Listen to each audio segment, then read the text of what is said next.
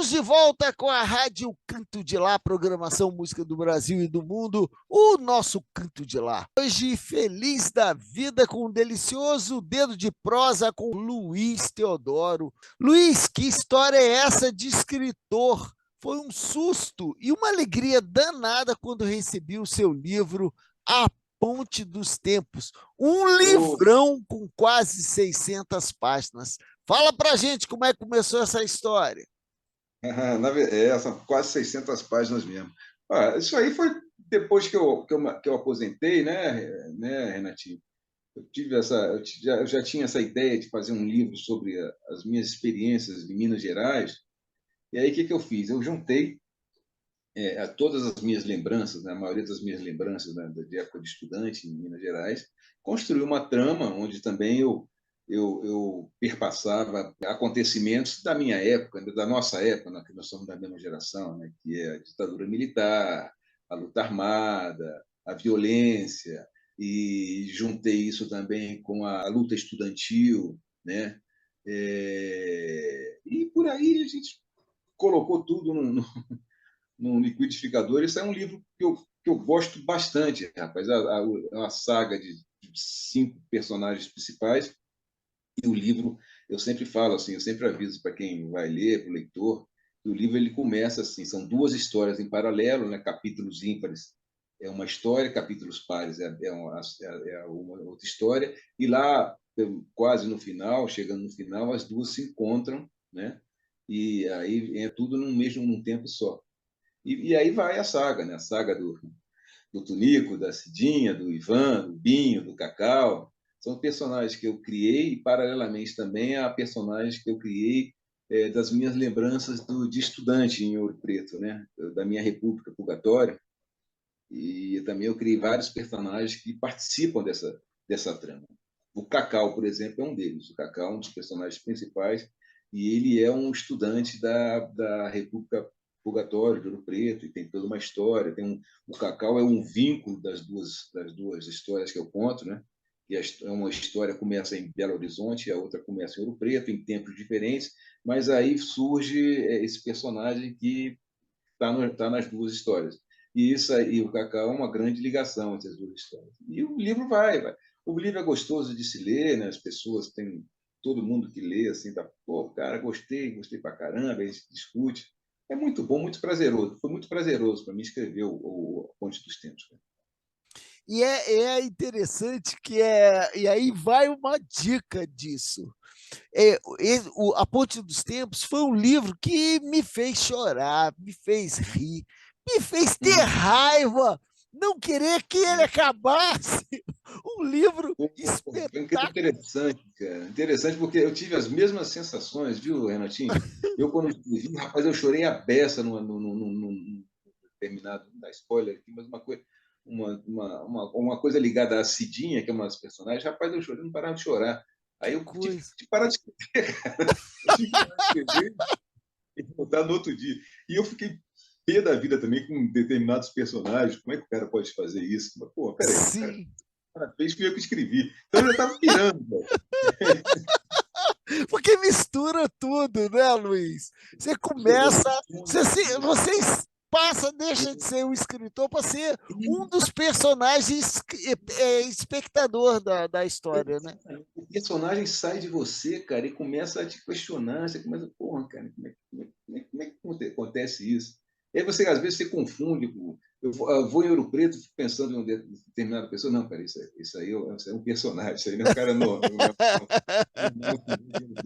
Olha, gente, esse livro, A Ponte dos Tempos, é um dos melhores romances que eu li nos últimos anos. Vale a dica. Como é que faz para comprar esse livro, Luiz? Olha, A Ponte dos Tempos é da editora Autografia. É muito fácil. Você vai no Google, clica a editora Autografia e lá na pesquisa você pesquisa A Ponte dos Tempos. Aí tem lá como você adquire, né? Ela te manda. Parece que é uns 6 ou 7 dias úteis ele chega na sua casa.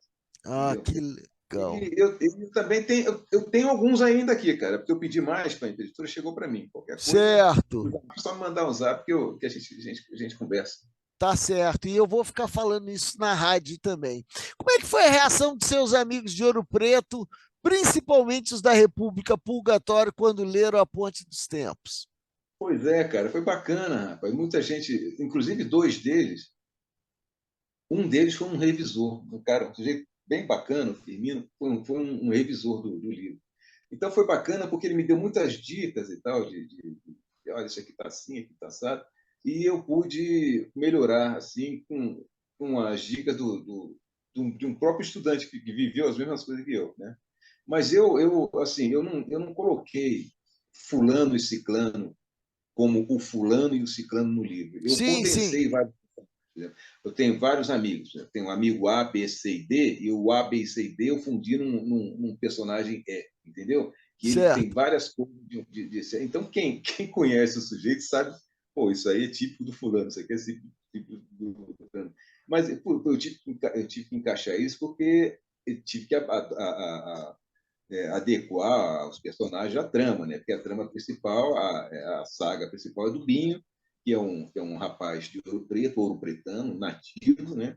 Que em algum momento ele se junta com o Cacau, da Purgatório, e os dois costumam viver muito na Purgatório. E eles têm vários amigos da Purgatório, entendeu? E eles também tem outros amigos também, que aí eu puxo muito para os meus amigos mais chegados, eu coloco várias características dele. E aí, pô, mas a reação foi legal, cara. O pessoal falou assim, teve gente que falou assim, pô, esse aqui é o fulano, esse aqui é o ciclano. E realmente era, né, pô? Mas assim, tem características de caras, assim, eu morei nos anos 80 lá, mas nos anos 90, nos anos 2000, nos anos 2010, tem fulanos que estão parecidos também com as mesmas características. Né? Cabe todo mundo. Muito Tá legal. muito divertido o livro, muito divertido mesmo, muito bacana. É, um livro e tanto, viu? Muito, muito legal, parabéns. Depois do sucesso de A Ponte dos Tempos, nós não tínhamos nem respirado quando chegou a notícia de que o Luiz havia escrito um livro novo. Um livro novo? Mas já? O livro intitulado Duas Dandaras, lançado agora em 2022.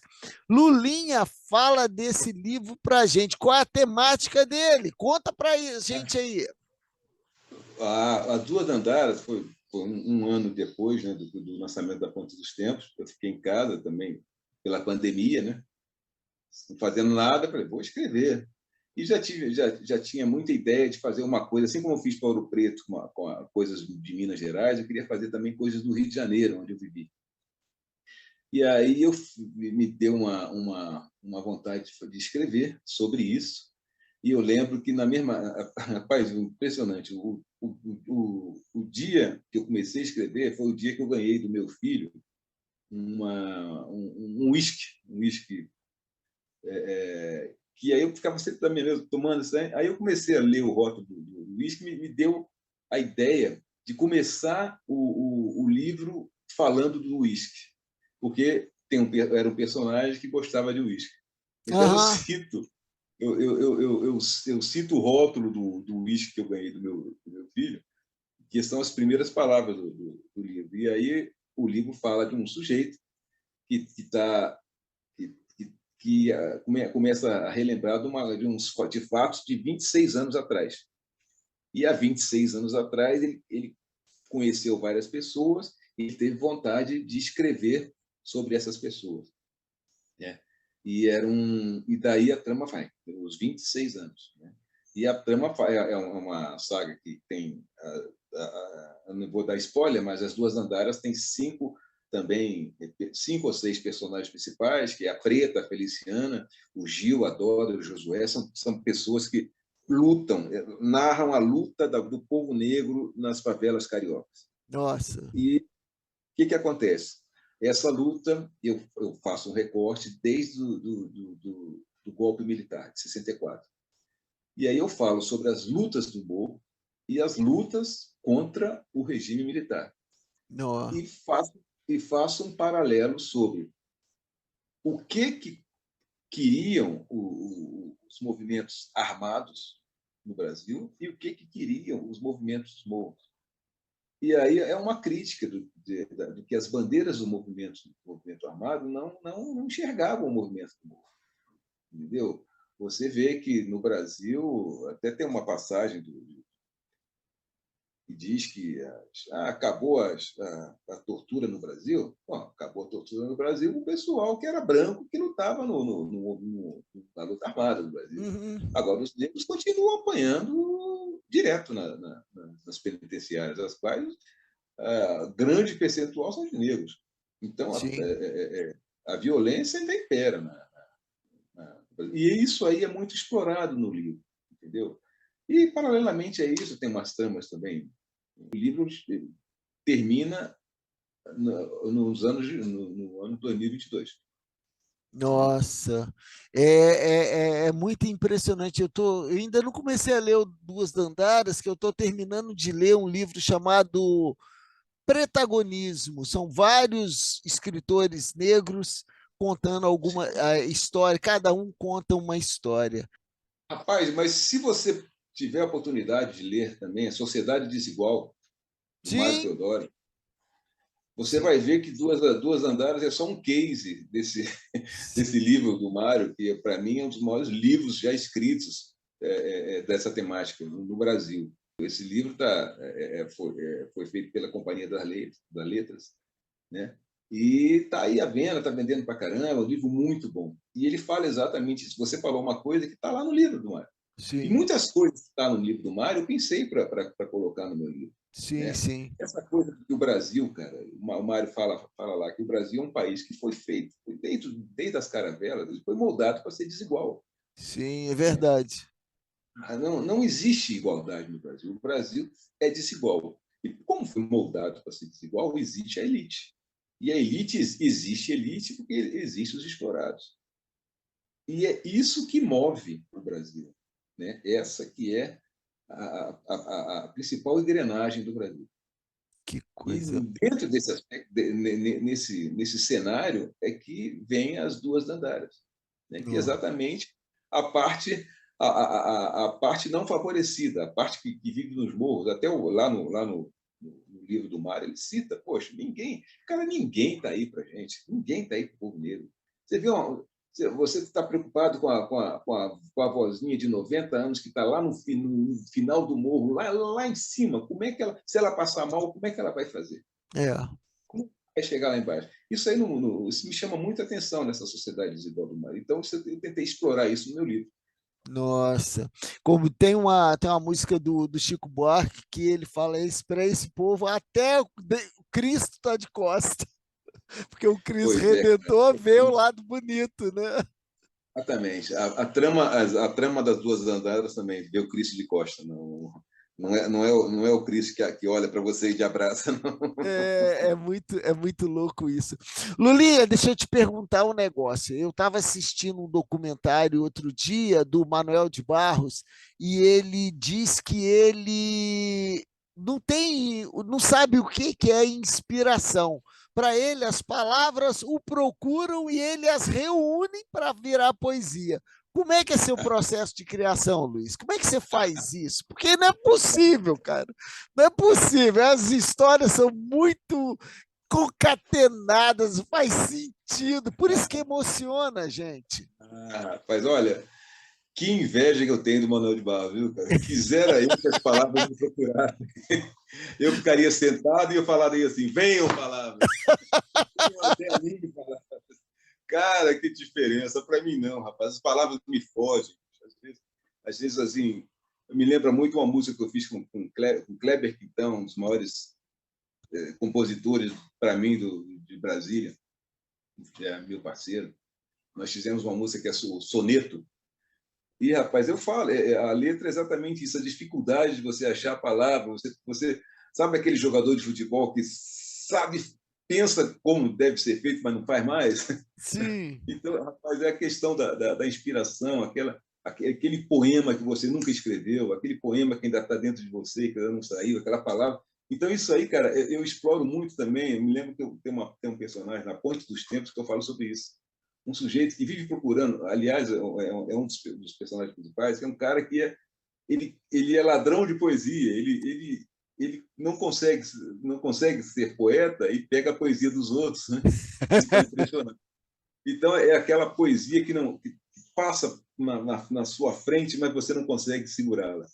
E no meu processo criativo é muito assim, cara. Assim, é muito difícil você achar a palavra exata. Por isso que é uma coisa muito além de prazerosa, é uma coisa muito difícil de você sentar e escrever. Mas eu tive a felicidade de com muita paciência, buscar as melhores palavras, os melhores termos, as melhores frases para construir os personagens. Mas que foi difícil, foi, cara. Que eu não sou igual esse poeta modernista aí que fala que é sentar e vir as palavras. Que isso, quem dera, cara. Quem dera. Para mim é uma dificuldade só. É muito legal isso. Eu quero me despedir do Luiz Teodoro, agradecendo, Lulinha, muito obrigado por você ter aceito o nosso convite de participar e fazer esse bate-papo no programa 1000. Você que sempre esteve desde o programa 1 até daí. Falando, cara, olha, muito bacana. Eu que agradeço, foi uma super honra ser entrevistado por um cara que sabe tudo de rádio, um grande amigo meu. Eu acho que eu ainda vou. Nós vamos fazer história. Você lembra quando o Renatinho tinha rádio lá? Eu dei uma entrevista para ele lá. Então, muito feliz disso, muito feliz com isso e agradeço você por essa oportunidade de falar do meu trabalho, das minhas músicas, do meu livro e dos meus amigos, né? Logo, logo a gente vai fazer outra entrevista. Já tem alguma ideia para o terceiro livro? Nada, rapaz. Não, eu estou mentindo, estou mentindo. Tem sim. Eu já comecei até a escrever alguma coisa, mas eu tenho certeza que isso aí vai mudar 99%. Assim como mudou Ponte dos Tempos, Duas Dandadas, eu comecei fazendo uma coisa, depois vira outra. Mas eu já tenho ideia, sim, já tenho ideia de algumas coisas. Mas eu acredito que agora não seja mais romance, sejam contos. Certo. Contos eu acho que é mais fácil para minha cabeça. É mais curtinho. Muito legal. Até a próxima, Luiz. Grande abraço. Grande abraço para você. Saudações rubro-negras para mim e alvinegras para você. Isso, muito legal. Tchau.